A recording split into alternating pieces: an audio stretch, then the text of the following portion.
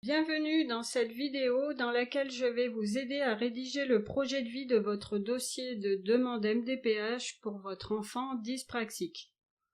En fond d'écran, vous devez reconnaître la partie du formulaire qui concerne le projet de vie.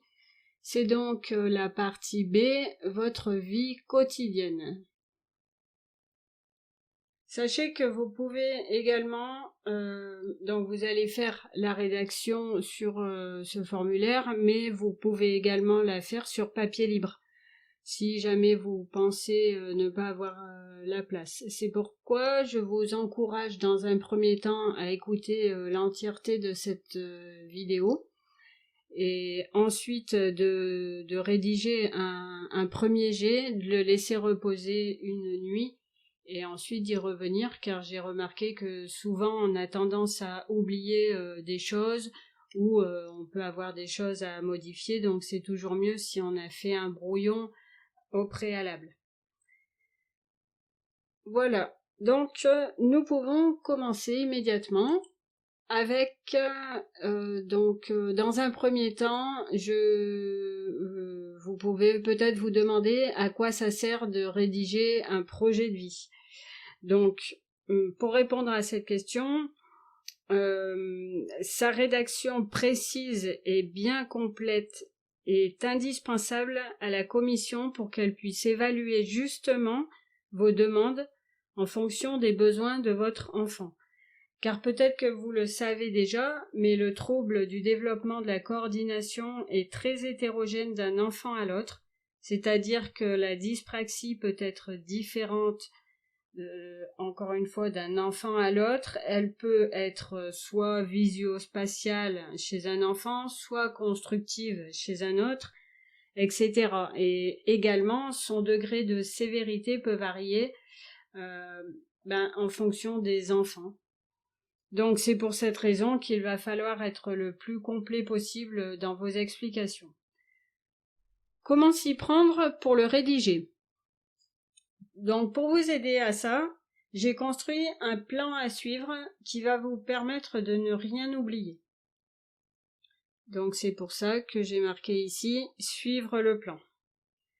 Donc avant de commencer vraiment dans le vif du sujet, je voulais faire une petite parenthèse, car je vois souvent des parents qui se posent la question de savoir si la commission qui va évaluer leur dossier est bien compétente pour juger leur demande et rendre une décision convenable en fonction des besoins de leur enfant. Donc ma réponse est oui. Pourquoi? Car en fait elle est composée suivant toujours bien sûr les demandes, mais là dans le cas d'un enfant dyspraxique et dans le cas de demande d'AESH par exemple, donc c'est-à-dire d'aide humaine, elle est composée de médecins, de psychomotriciens, d'ergothérapeutes. Il peut avoir un psychologue également, et vous pouvez aussi, si vous le souhaitez, assister à la réunion de cette commission. Donc pas d'inquiétude là-dessus.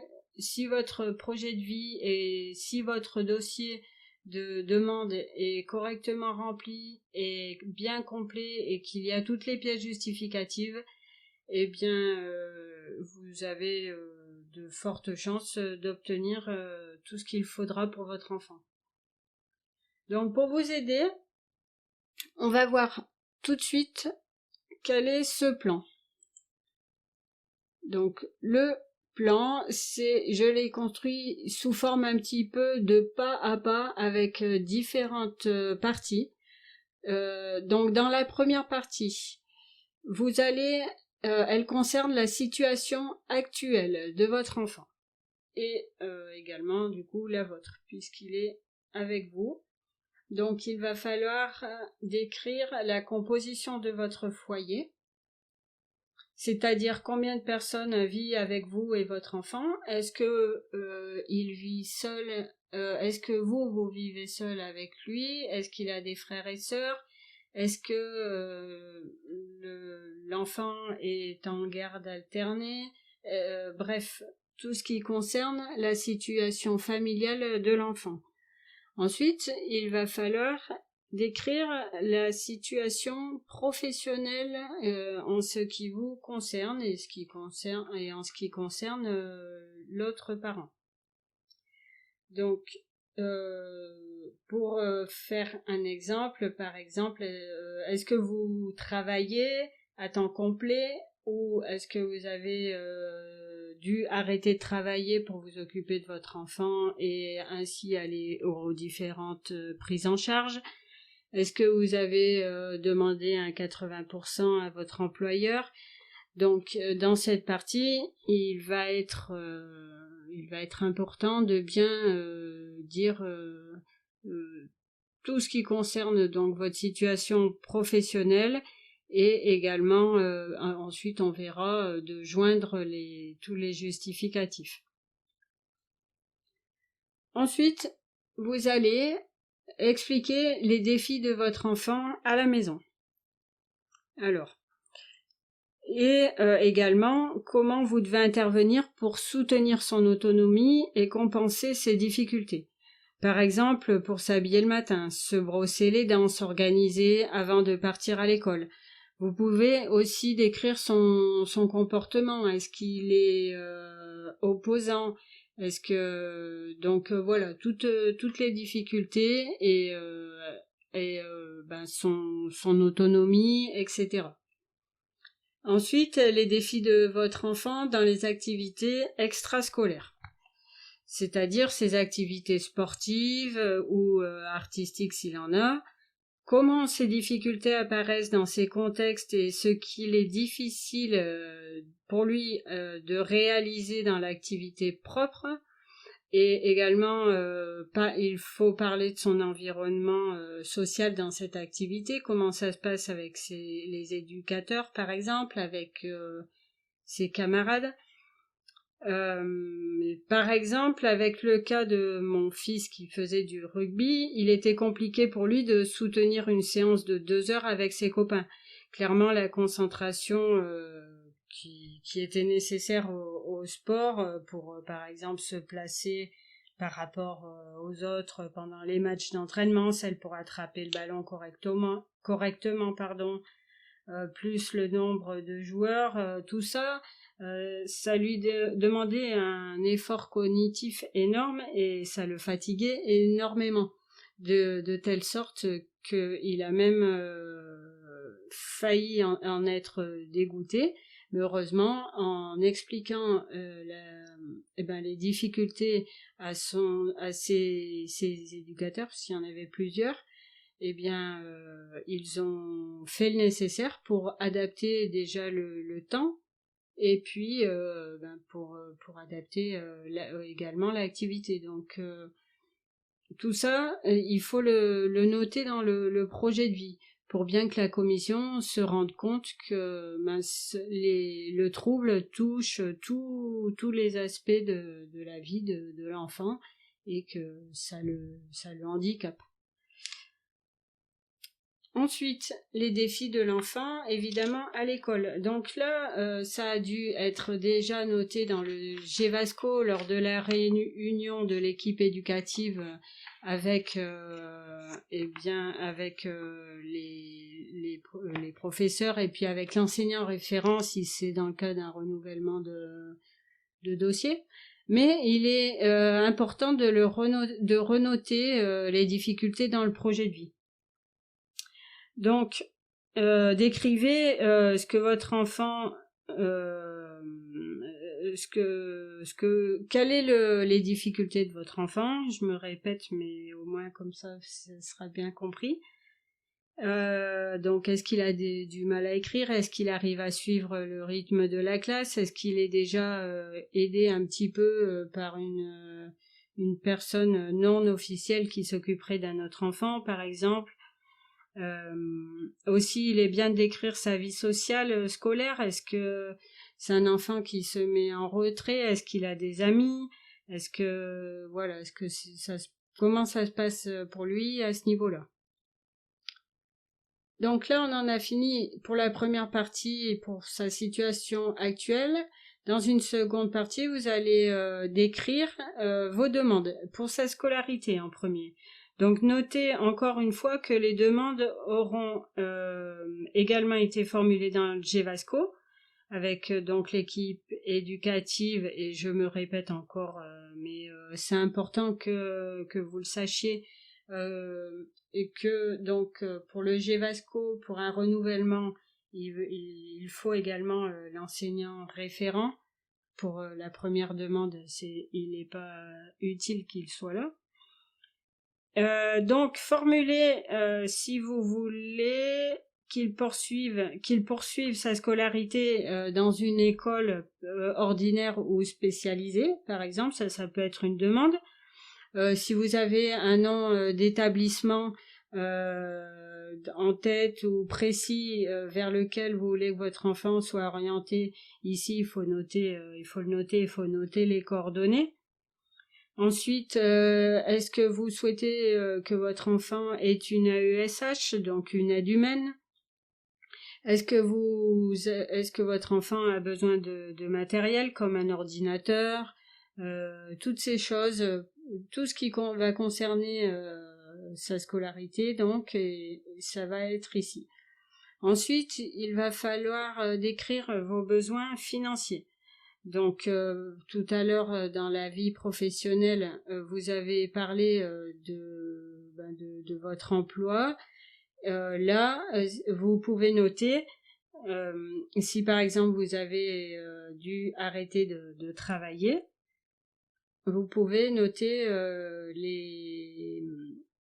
la perte financière que ça vous a que ça vous a valu de passer à 80% ou d'arrêter de travailler. Quelles sont aussi les dépenses que vous avez engagées déjà pour du matériel ou pour les prises en charge, si vous en avez déjà commencé, et pour les devis. Donc voilà. Ensuite, les pièces à joindre. Troisième partie, ça va être bien sûr les bilans, tous les bilans que vous avez. Ensuite, les devis et factures.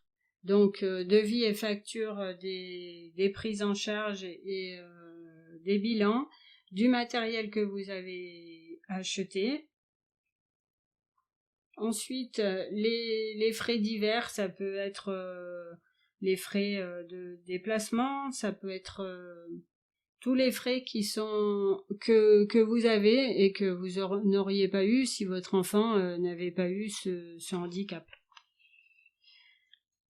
Alors, ensuite, je fais une petite parenthèse. Dans le cas où votre demande concernerait un adolescent qui sera en formation professionnelle, en bac pro ou en CAP, ou qui devrait faire des stages, pensez à faire une demande de reconnaissance de qualité de travailleur handicapé.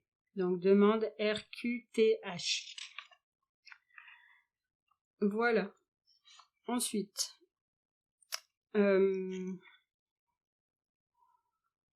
il est bien aussi, si vous pouvez le faire, faire un petit tableau récapitulatif, des coûts pour que ce soit très clair ici dans cette dernière partie, des coûts qui sépareraient les frais, je fais du bruit, les frais du matériel acheté, etc. et les frais qui reviennent régulièrement tous les mois, comme les prises en charge. Aussi, j'allais oublier, dans cette deuxième partie,